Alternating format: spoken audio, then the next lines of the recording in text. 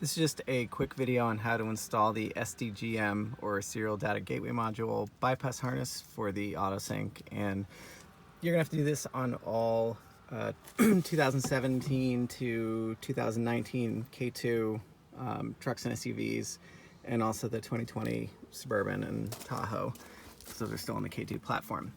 This is needed, otherwise the AutoSync will not work.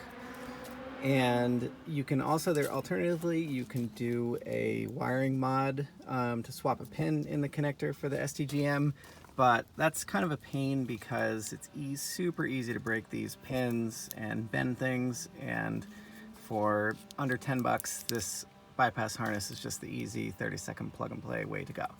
So we'll show you about where it is under the dash, and I find that it's easiest to set the parking brake because it kind of gets the pedal out of the way a little bit. So anyway, obviously this is the driver's side footwell. So we're going to come underneath here. This is the body control module. That's obviously not what you need. The SDGM is right there. That little box is about the size of a hockey puck, and it has two connectors, a gray and the black. So we're going to be working with the gray connector, and these little red CPA or connector position assurance clips can sometimes be kind of tricky.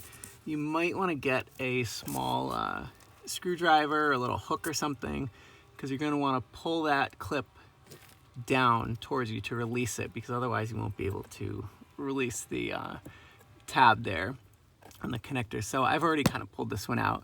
You can see how it's kind of loose. And then you're going to depress the tab here on the connector and pull that out.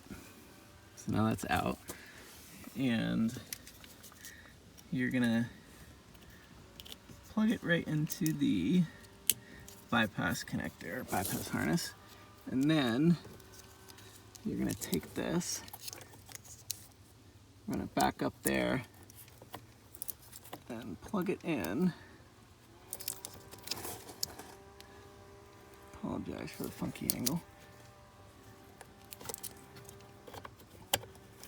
And make sure it kind of clicks in there.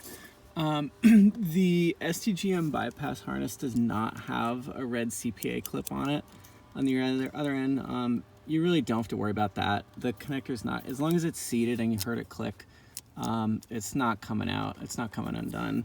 That's just kind of an extra thing that they have on there for assembly line and manufacturing purposes, but you really don't have to worry about it. So just make sure that's fully seated, and that the harness isn't rubbing on any metal brackets, and nothing is bent or stressed there. But that's about it. That's all you have to do for the installation. Super easy. And you can see a link for the SDGM bypass harness in the description below. Thanks.